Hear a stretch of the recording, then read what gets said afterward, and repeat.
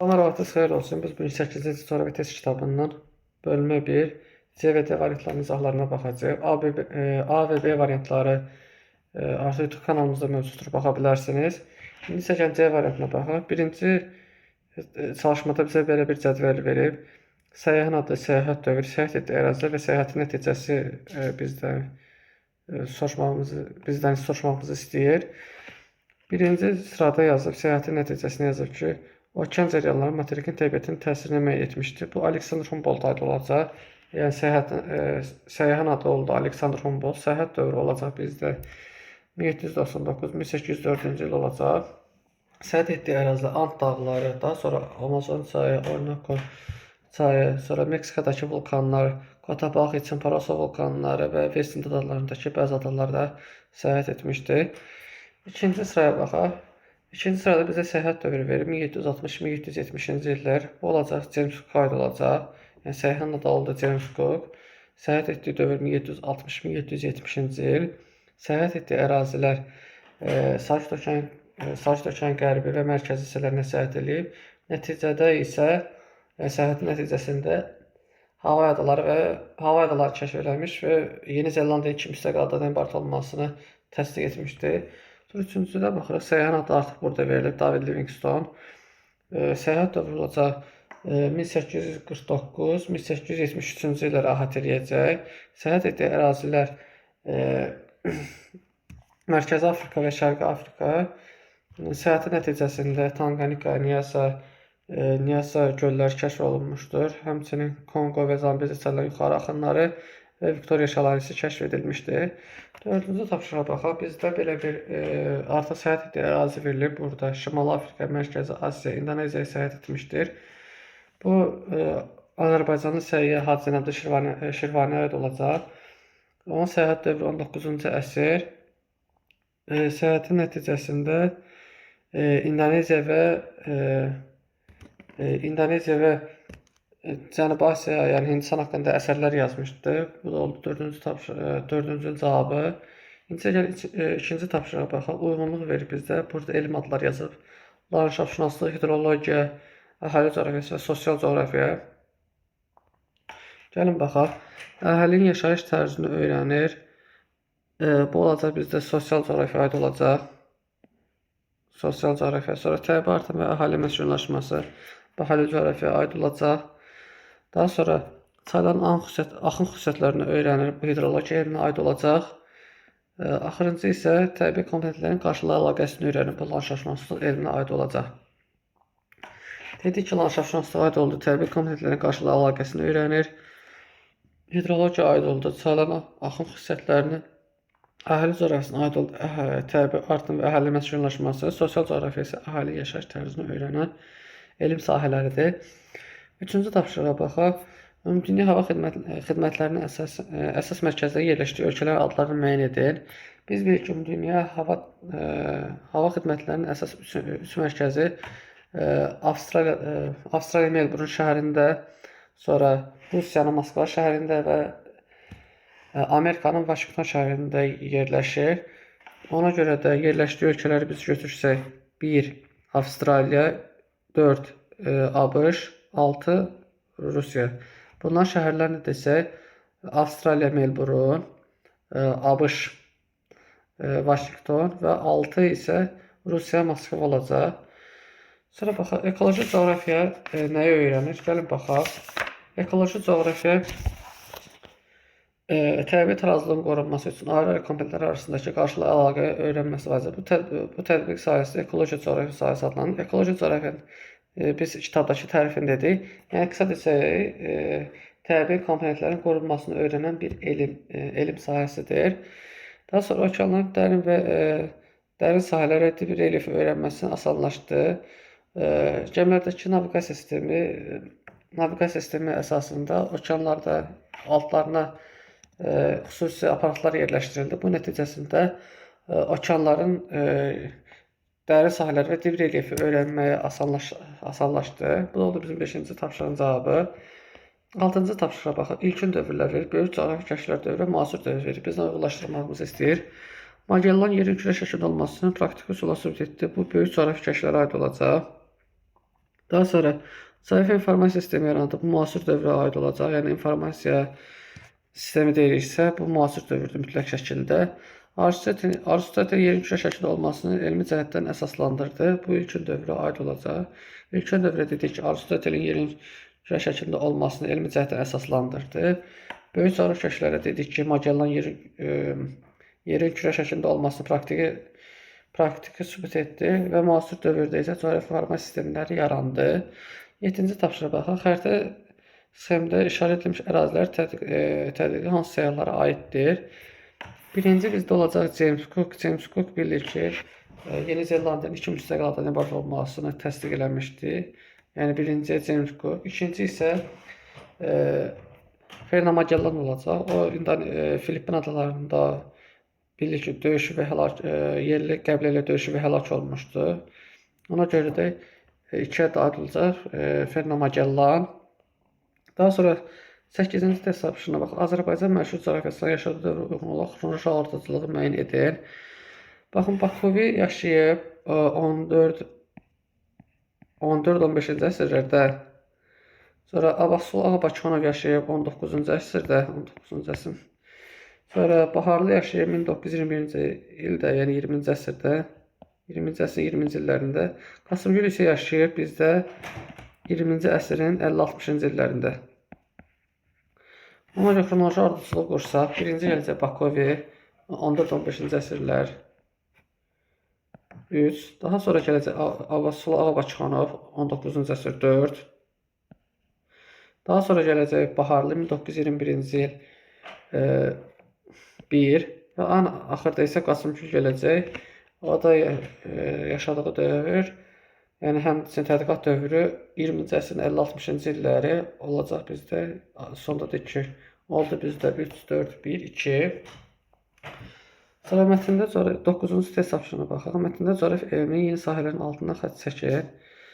Baxaq, yəni vətəndəki yeni elm sahələrinin altından xətt çəkəcək. İnsanın sağlamlığının qorunması məqsədilə istirahət və turizm kompleksi yaradılır. Coğrafiyanın xüsusi sahəsi kimi ayrılan tibbi coğrafiya, artı bir elmin adını öyrəndik. Tibbi coğrafiya altından xətt çəkirik.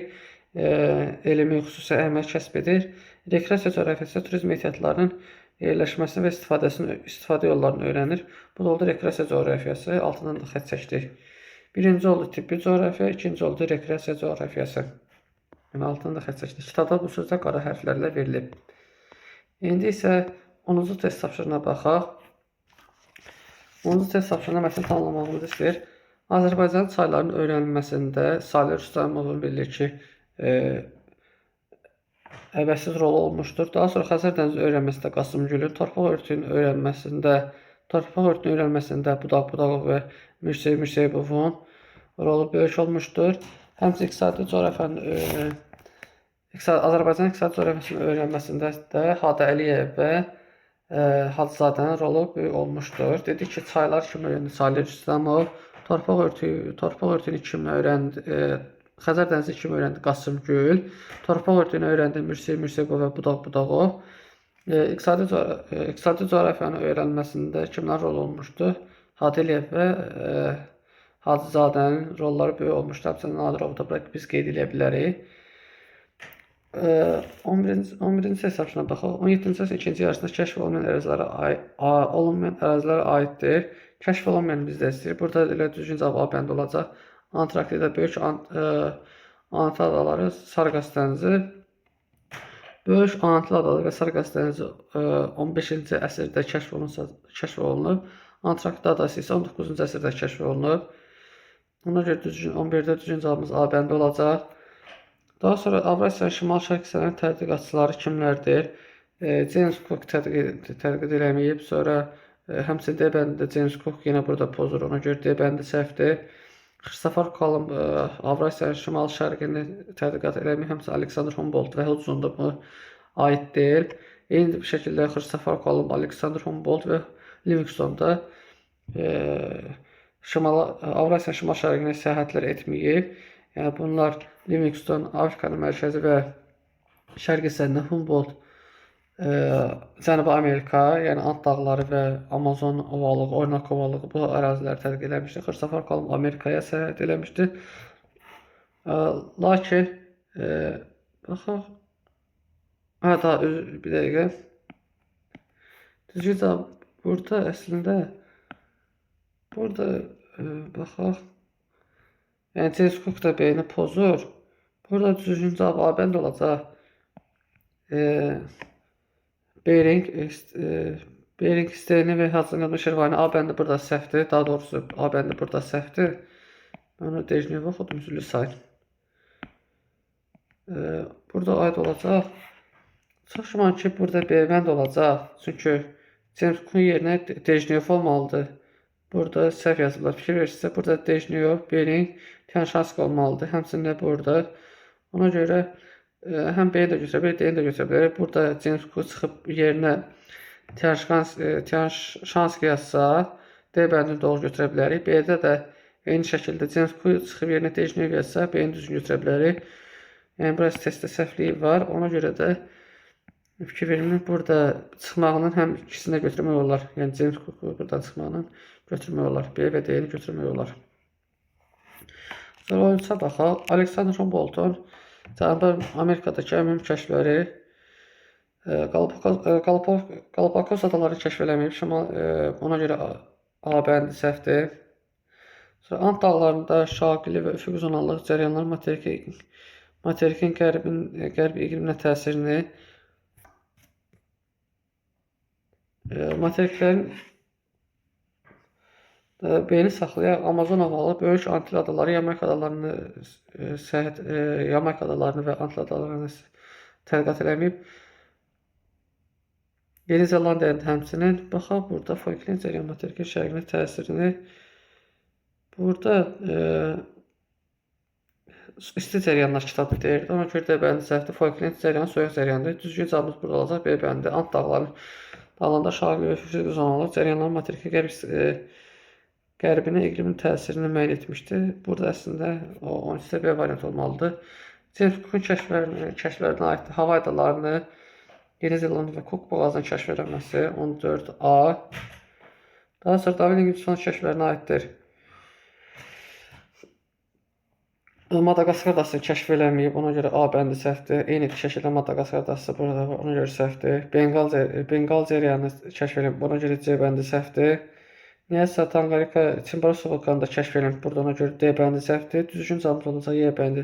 Niyəsə Tanqarika gölləri və Viktoriya şəlalası düzgün cavabımız Y bəndi. 16-cı test tapşırığına baxaq. Polyak alimi Nikolay Kopernikin elmi xidmətləri və onun mahiyyəti. Heliosentrik nəzəriyyə, qalaktika yaranması. Heliosentrik nəzəriyyəni banisi amma galaktika haqqında nəsə fikirlər söyləyəm, ona görə A bəndi səhvdir. Yerin küre şəkildə olmasının sübutu, yəni belə bir fikir deməyib. Yerin uzaq ətraflara fırlanması, ümumdünya cazibə qanunu, bu Newtona aiddir, ona görə də bu səhvdir.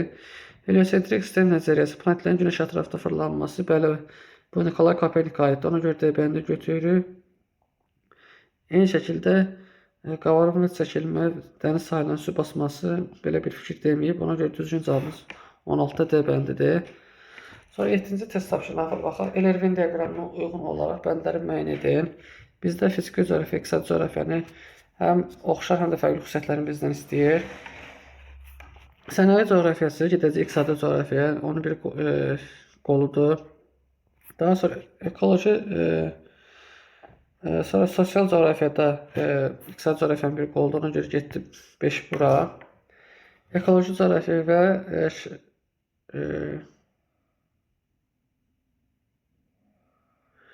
baxa bir dəqiqə. Sənaye coğrafiyası getdi, baxın, iqtisadi sosial coğrafiya. Ekoloji coğrafiya gedəcək, fiziki coğrafiya. Daha sonra gəldi şəhər planlaşdırılması. Şəhər planlaşdırılması gedəcək, əslində bu şəhər planlaşdırılması axı. Hə, şəhər planlaşdırılması iqtisadi coğrafiyaya və coğrafiya informasiya sisteminin hər ikisinə gedəcək. Demişdik ki, həm fiziki coğrafiyada, həm də iqtisadi coğrafiyada sistemdən istifadə olunur. Sosial coğrafiyada gedəcək. Bizdə hara? İqtisadi coğrafiyaya. Ona görə düzgün cavabımız olacaq burada. Düzgün cavabımız olacaq burada. D bəndi. 1-ə getdi 2, 2-yə getdi 1, 3, 5 və 3-ə getdi 4. 7-də D bəndi. Hazırlanmış Şirvani səyahət etdiyi regionlar Şimali Afrikaya belə səyahət edib, biri götürəcək.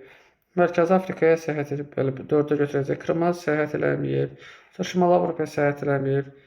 Daha sonra Şərqi Asiyaya səyahət eləməyib, ona görə götürmürük. Bir İndoneziya qaldı və İndoneziyanı da götürürük. İndoneziyaya səyahət edib. Oldu bizdə 1, 4, 5.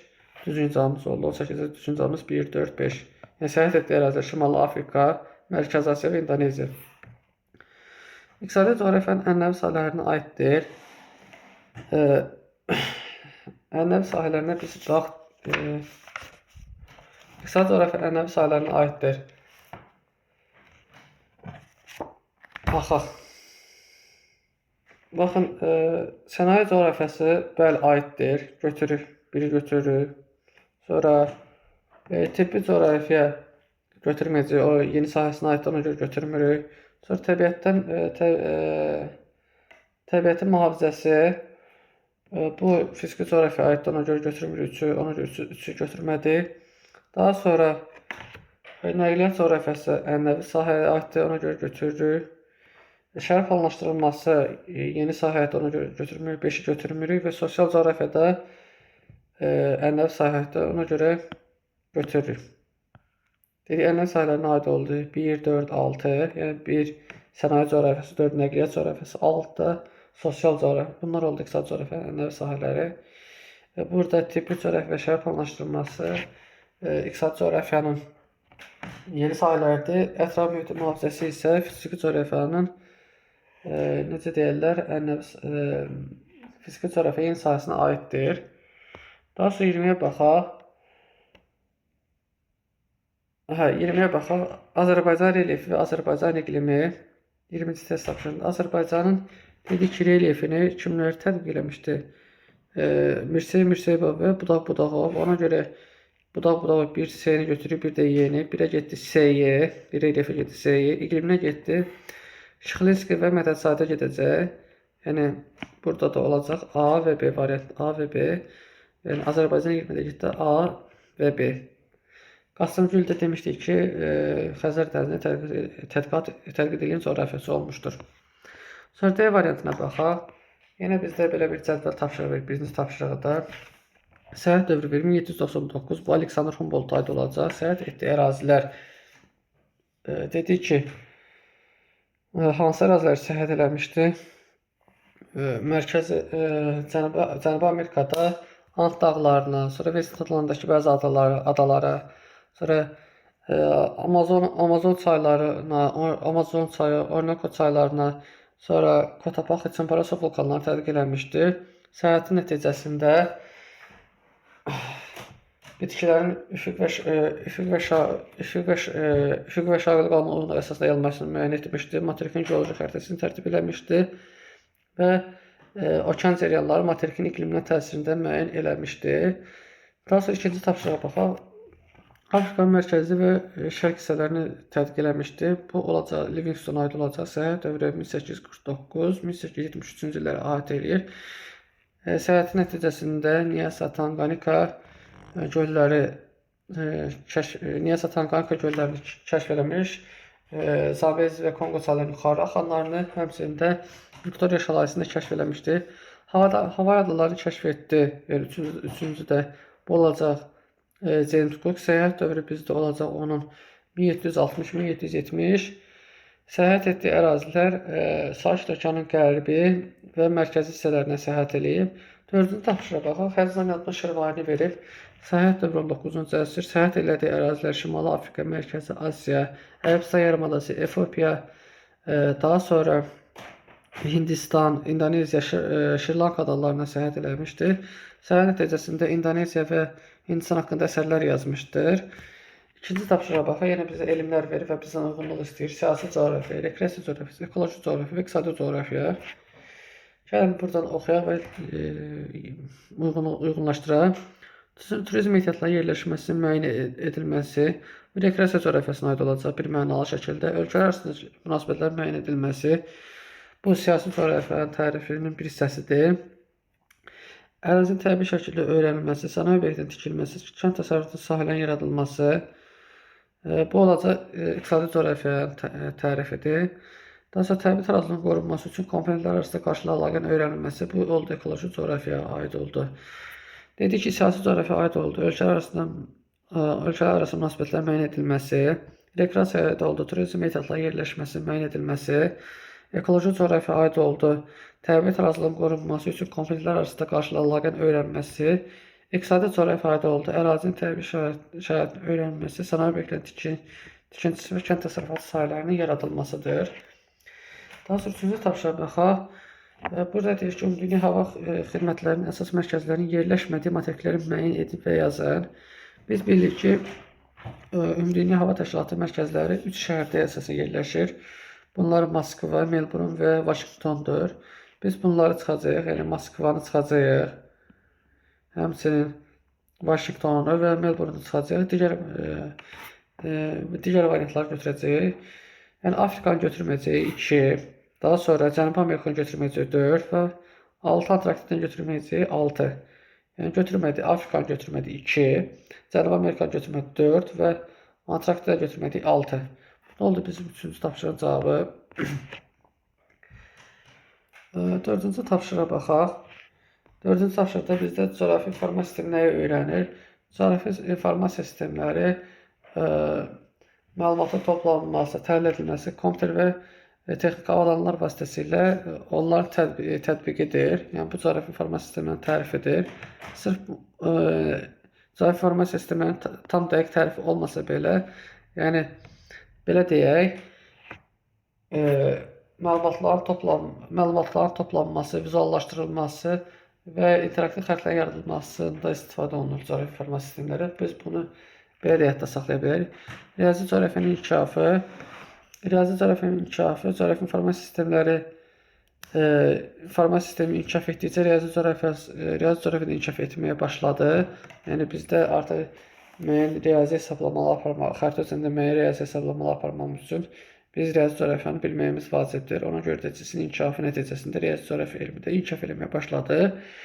6-cı test tapşırığına baxaq. 6-cı test tapşırığında ilkin dövr, orta əsrlər dövrü, böyük coğrafi keşişlər və müasir dövr verib. Gəlin baxaq. Hipopraksisin günəşin üfüqdən hündürlükdən asılar dəyişməsini söyləmişdi. Bu ilkin dövrə aid olacaq. Daha sonra orta əsrlər dövrünə baxaq. Orta əsrlər dövründə Nikolay Kopernikin günəş ətrafında hərəkəti nəzəriyyəni irəli sürmüşdür. Yəni bu orta əsrlərə aid olacaq. Sonra böyük coğrafi keşişlər dövrünə aid olacaq. Dejnev Avrasiyanın ucqar şərq nöqtəsini fəth etdi. Bu oldu böyük coğrafi keşişlər dövrü. Daha sonra müasir dövrə aid oldu. Bu böyük coğrafi keşişlərə aid deyil, amma yenə də uyğunlaşdırmaq üçün yaza bilərik. Daha sonra müasir dövrə aid oldu. Müasir dövrədə oldu yeni aerofoto və kosmik şəkillərin çəkilməsi. Bu da oldu müasir dövr. Yəni ilkin dövrə aid oldu. Hipopraksisin günəşin üfüqündə hündürlüyü asılı olaraq iqlim dəyişməsini söyləmişdir. Orta əsrlərə aid oldu. Nikolay Kopernikin heliosentrik nəzəriyyəsi. Böyük coğrafi keşişlərə aid əslində bu Dejnev olmalı deyildi. Yenə də götürək. Semyon Dejnevin Avrasiyanın ucqar şərq nöqtəsini fəth etdi. Müasir dövrə də aid oldu. Yerin aerofoto və kosmik şəkillərin çəkilməsi. 7-ci test tapşırığına baxaq. Bizdə 2 də ərazi verir və bizdən buranın səyyahların adları soruşur. Baxın, birinciyə yaza bilərik. Məsələn, deyil, birinci olsun bura, ikinci də olsun bura. Birinciyə yaza bilərik, həm Bering yaza bilərik, həm də Dejnev yaza bilərik. Ona görə gəlin elə Dejnevi yazaq. Yəni Avrasiyanın ucqar şərq nöqtəsini fəth etdi. 1 yazaq Dejnev, 2-yə də yaza bilərik. Dokçev yaza bilərik. O torpaq coğrafiyasında əsasında Rusiya torpaqlarını öyrənmiş və torpaq coğrafiyası elmin əsasını qoymuşdur. 1-ə getdi Dejnev, 2-yə getdi Dokçev. Həmçində görürük ki, Rusiya ərazisində verilib.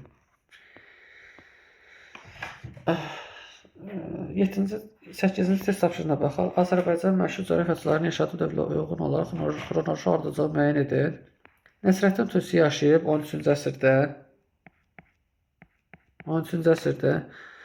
Əbdürrəşid Bakovi yaşayıb 14-15-ci əsrdə.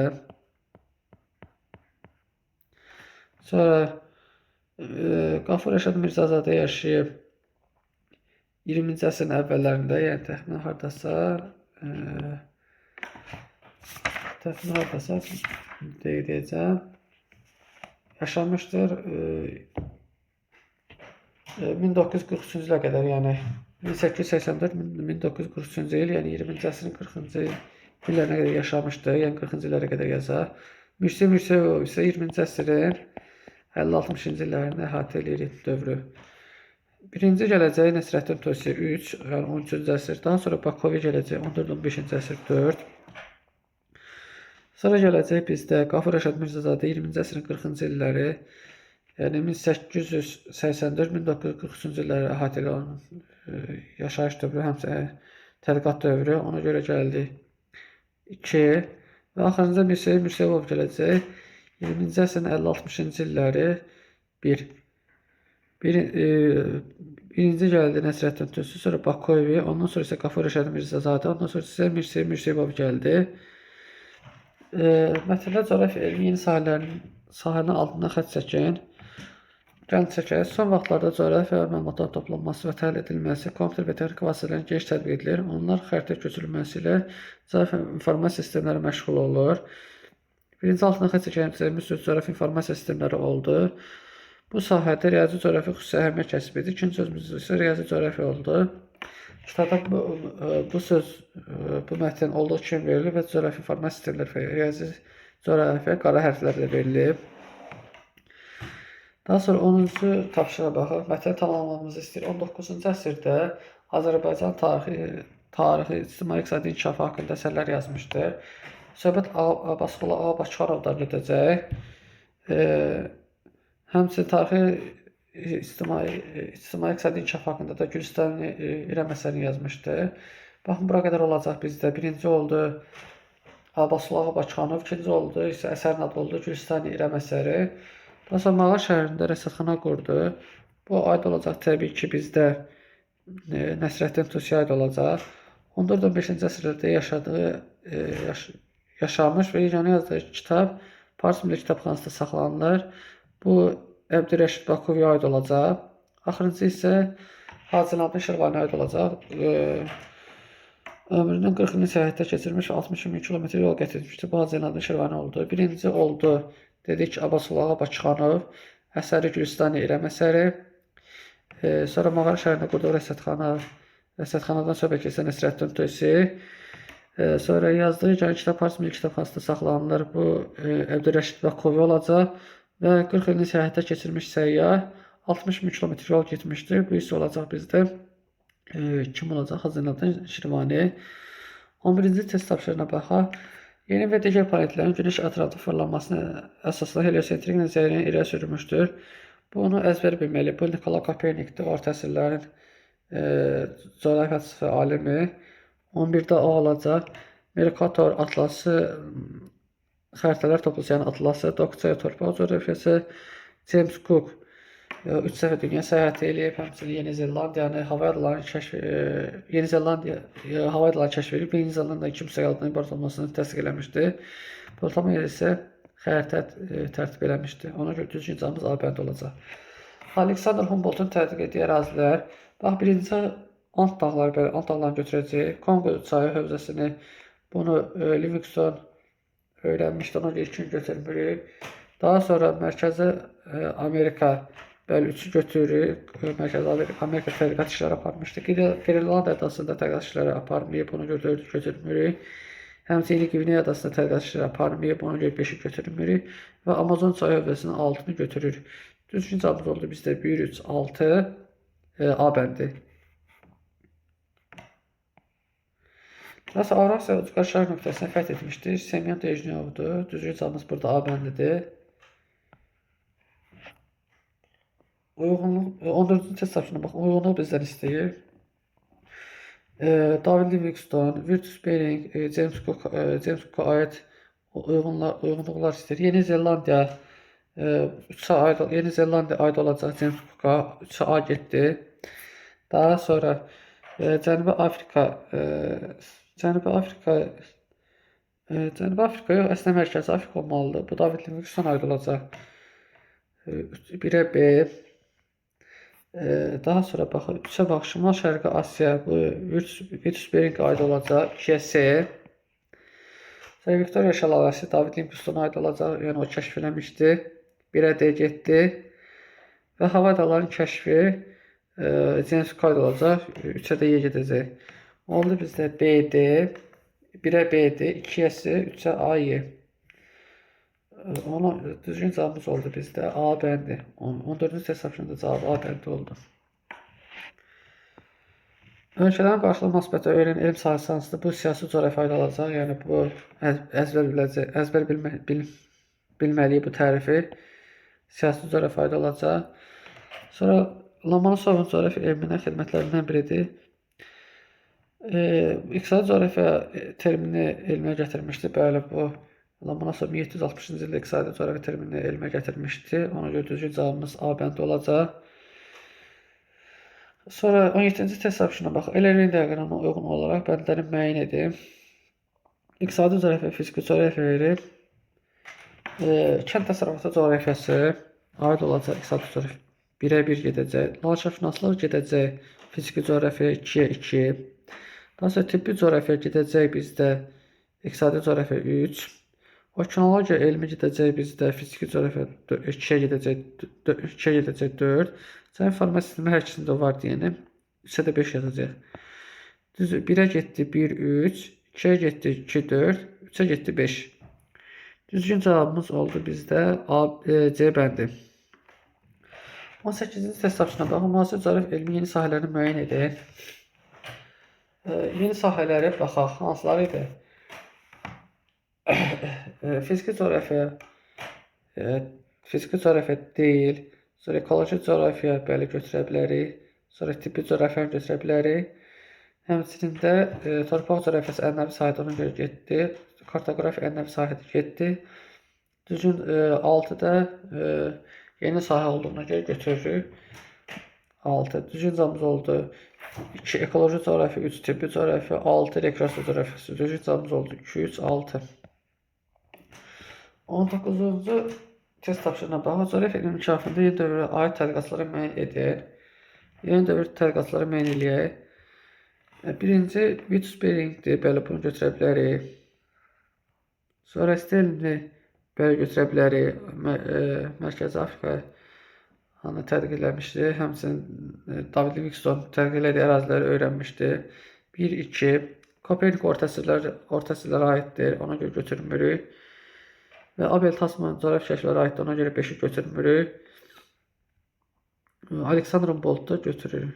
Düzgün cavab oldu bizdə 1, 2, 4. Sonra uyğunluğu müəyyən edin. Qafur Rəşad Mirzəzadə, Abbasül Ağa Başxanov və Hacı Zeynalabdin Şirvani cavabları uyğunlaşdıraq. Ömrünün 40 ilini səyahətdə keçirmişdi. Bu 3-ə aid olacaq. A.